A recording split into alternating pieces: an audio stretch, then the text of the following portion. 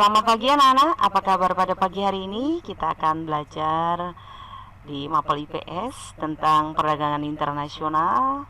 Dan judulnya yang pertama atau bab pertama adalah ketergantungan antar ruang dan pengaruhnya terhadap kesejahteraan masyarakat.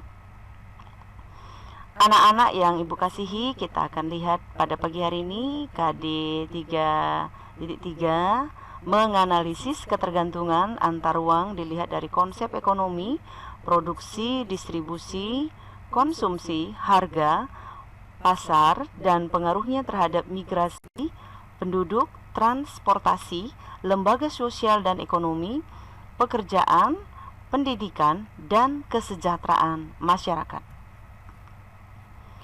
Yang A, konsep perdagangan internasional.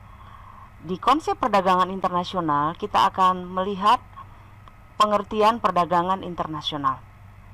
Perdagangan internasional dapat diartikan sebagai kegiatan jual beli yang dilakukan oleh satu negara dengan negara lain berdasarkan kesepakatan bersama.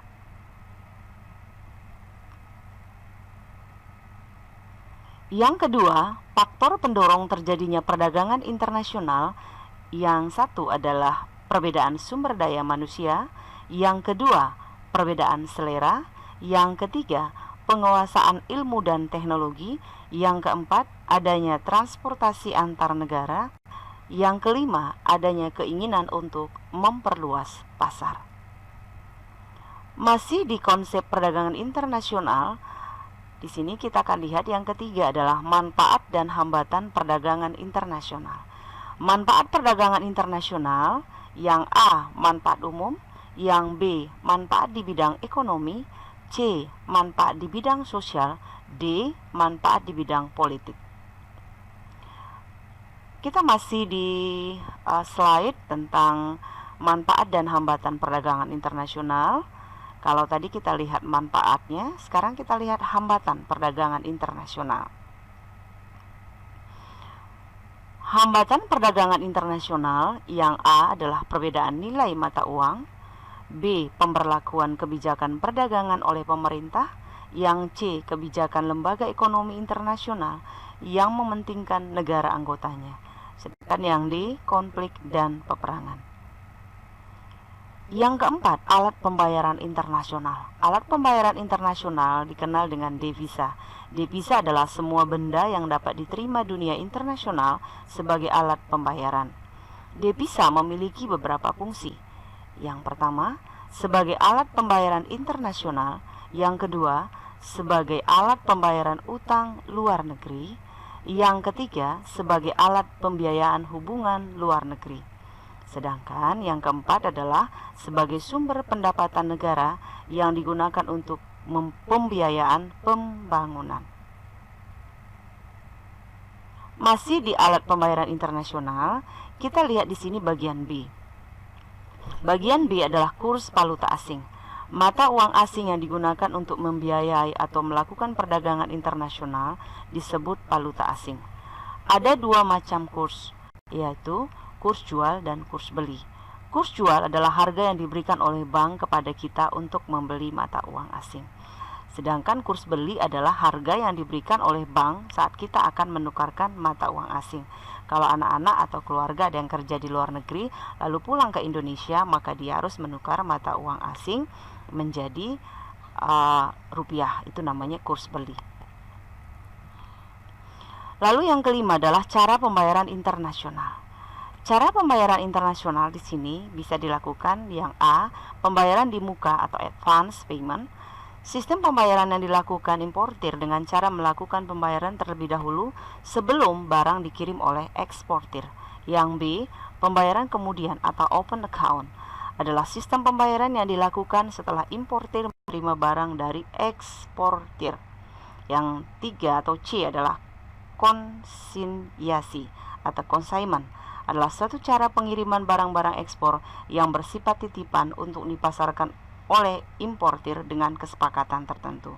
Yang D, pembayaran dengan wesel atau bill of exchange, merupakan dokumen yang memuat pengakuan bank untuk membayar sejumlah uang yang tertera di atas wesel tersebut kepada pihak tertentu atau yang membawa wesel tersebut.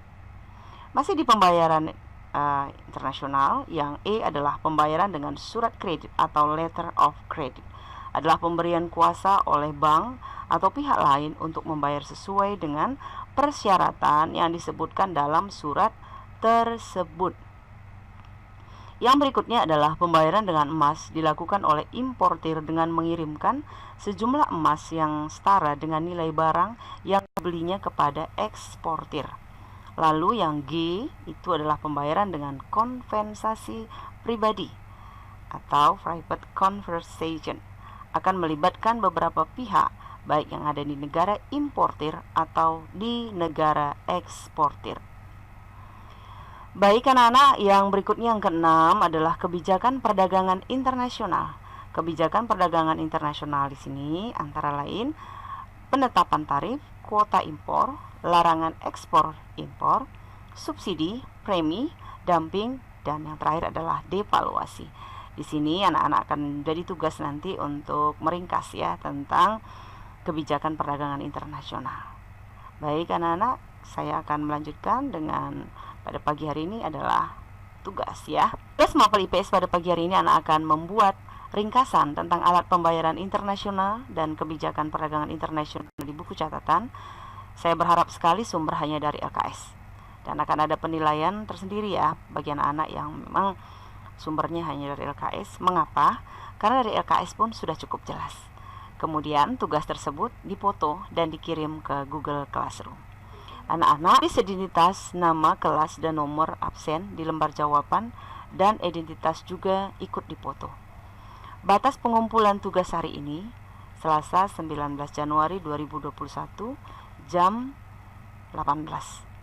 Baik, anak-anak, pada kesempatan ini Ibu juga mengingatkan tetap mengikuti protokol kesehatan, dan anak-anak dari saya selalu mengingatkan untuk semangat belajar dan salam sehat untuk kita pada pagi hari ini.